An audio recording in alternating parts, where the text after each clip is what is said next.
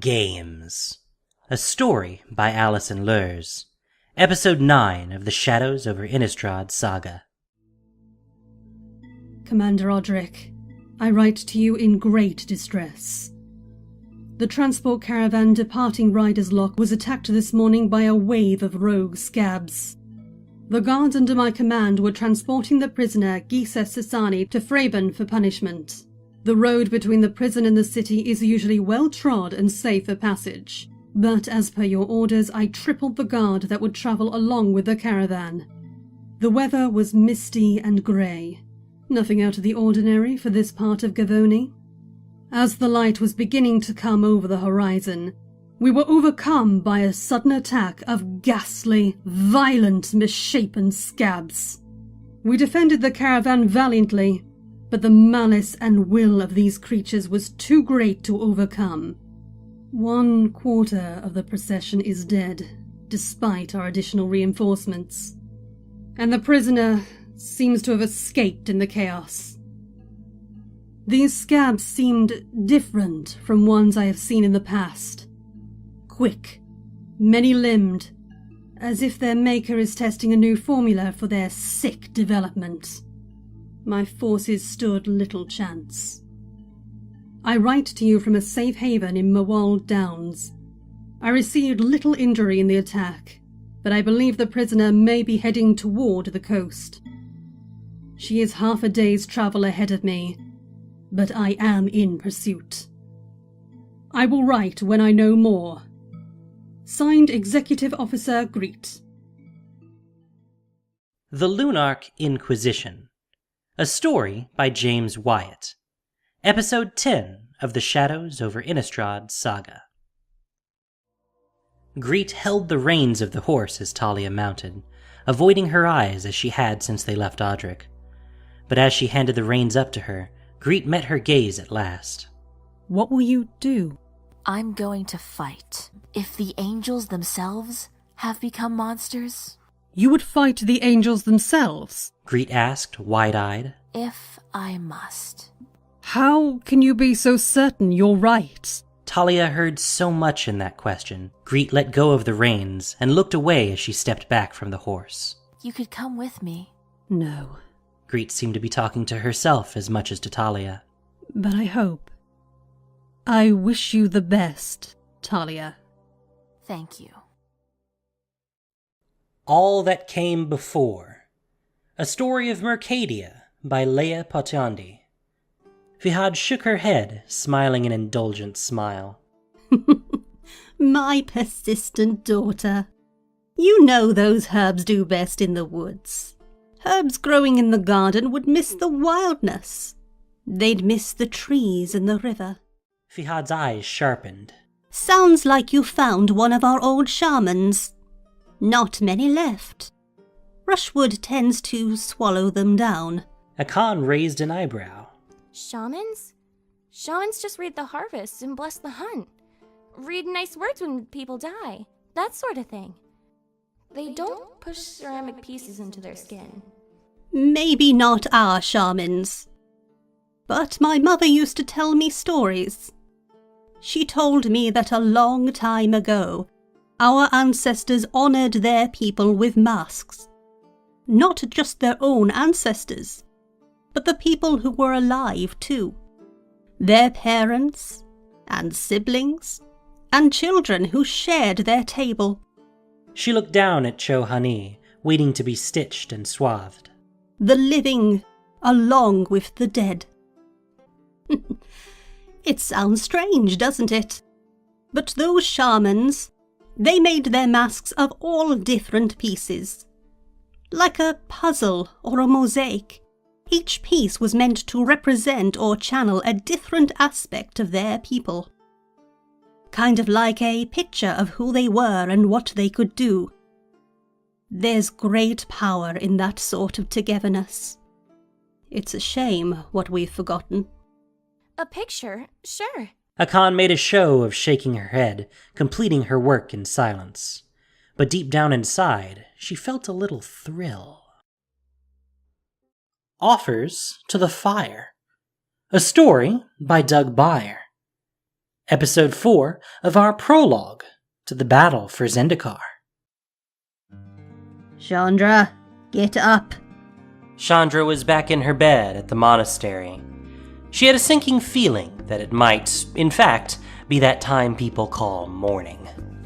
To make matters significantly not better, she could tell it was Mother Luti's voice at her door. Chandra, up! It's midday. How can you tell?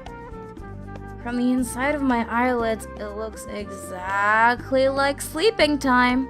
It's Serenok. Chandra sat up finally, sighing the sleep out of her brain. Listen, if he wants to talk about chanting exercises, tell him tomorrow might be better. Chandra, Serenok is dead. We were all Serenok's acolytes. All of us who knew him learned lessons from his life of flame and passion, and from his dedication as abbot of this keep. Chandra was crying, half in bewilderment, half in a kind of anticipatory grief. Serenok's body gave out as he slept last night.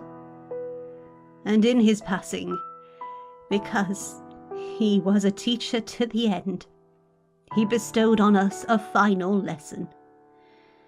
He showed us that in this time we have, we must choose a path and devote ourselves to it. We must find the fire within us and let it grow and offer our lives to it.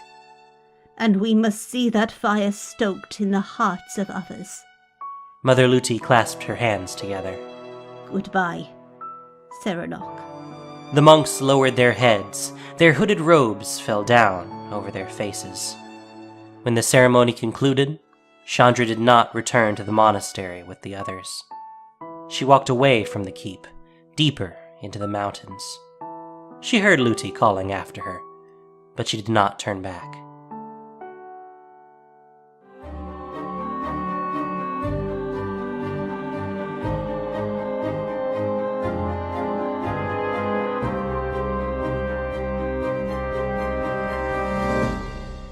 Ghouls.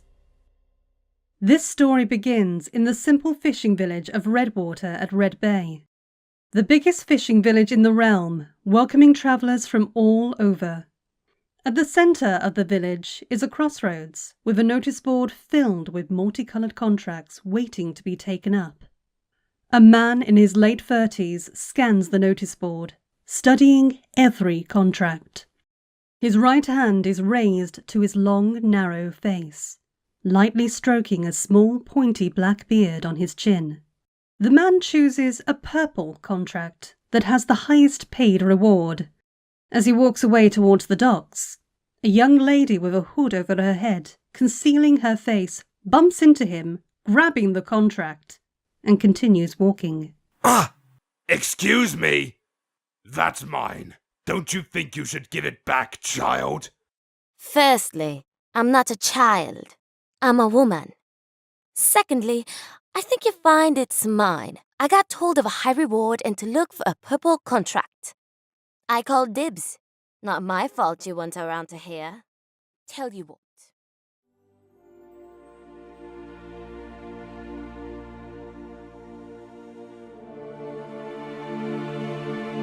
Space. The final frontier. These are my continuing voyages to carry out Starfleet's core mission. To explore strange new worlds. To seek out new life and new civilizations. To boldly go where no one has gone before.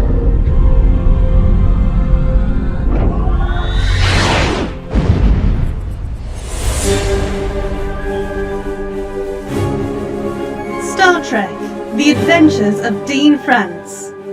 An audio drama series starring Chris Stefina as Ensign Dean France, Melissa Mipa Sternenberg as Ensign Lata Demora, Hannah Helwig as Captain Heather Jefferson, Travis Lindsay as Captain Franklin Neutra, and guest starring Patrick Bell as Maroth. The computer is voiced by Inrezairo.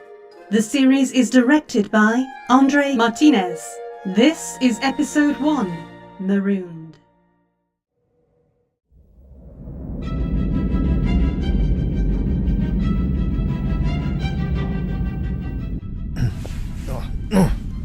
Computer, what time is it? It is currently 18:15 hours. Oh, damn it! Why didn't you wake me? You did not respond to standard awakening stimuli. Guess this is what I get for that extra holodeck time. Computer, when did I reach REM last night? At 04:26 hours. Maybe I should ask the captain to keep me from the holodeck for the next few days. Your next allotted holodeck time is available to you 4 days from now. Thanks for the reminder.